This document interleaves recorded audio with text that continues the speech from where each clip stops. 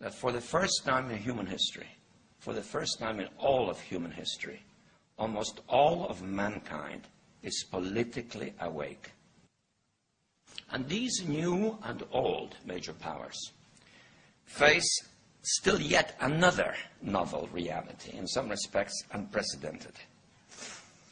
And it is that while the lethality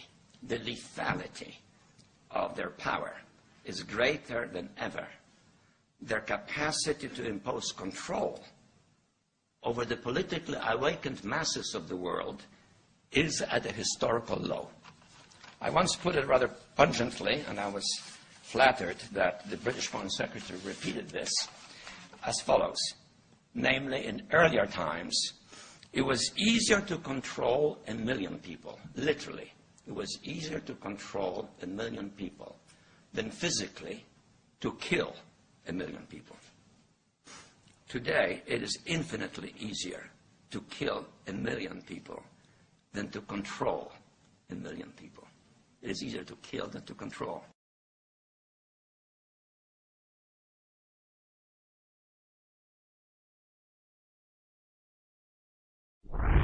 What are you after? Power. What do you think is power? Whips, guns, money?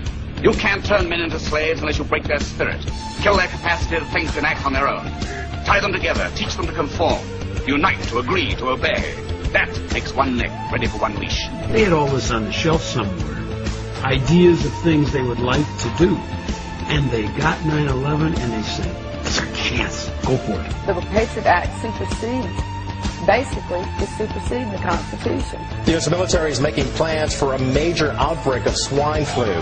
Troops will be used to help civilian authorities. The military has offered to be there to provide testing for H1N1 to the public and also to distribute vaccines once they've been developed.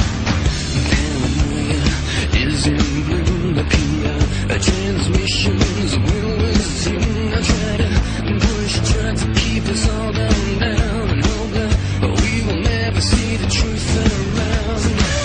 Another promise, another scene, another package like to keep us trapped in greed. A green belts wrapped around our minds, an endless red tape to keep the truth confined. Go back to bed, America. Your government has figured out how it all transpired. Go back to bed, America. Your government is in control again.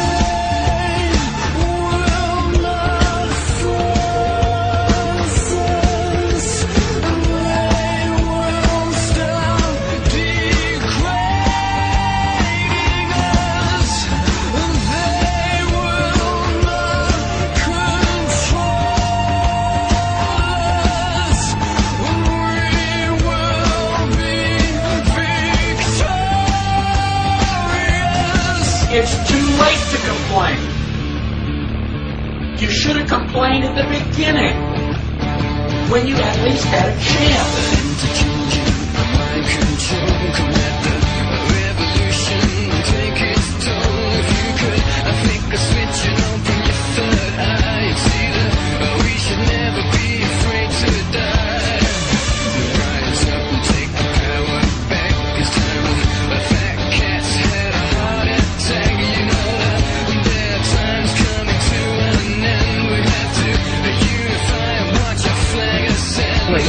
Living in the land of freedom. Here you go, America. You are free to do as we tell you. You are free to do as we tell you.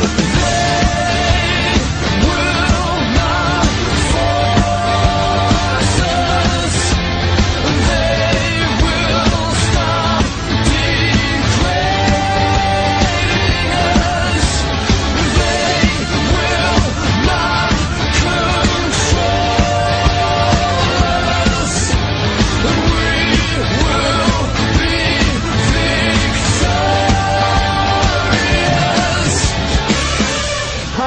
Asked, the question, is it safe?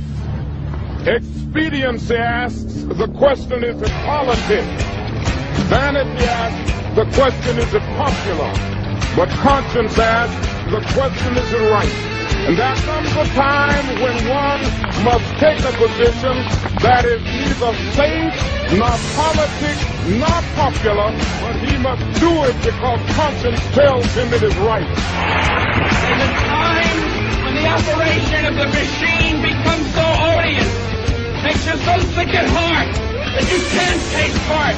You can't even passively take part. And you've got to put your bodies upon the gears and upon the wheels, upon the levers, by all the apparatus, and you've got to make it stop. And you've got to indicate to the people who run it, to the people who own it, that unless you're free, the machine will be prevented from working at all.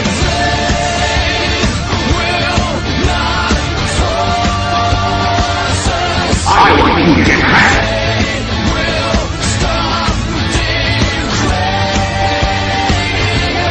I want you to get back.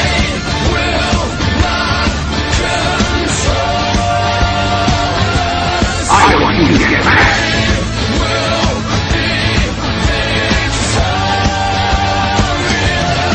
It has been said that when in the course of human events, an oppression so revolts its subjects that it becomes necessary to alter or abolish the means of that tyranny. Is it that time when our Bill of Rights is defiled every day?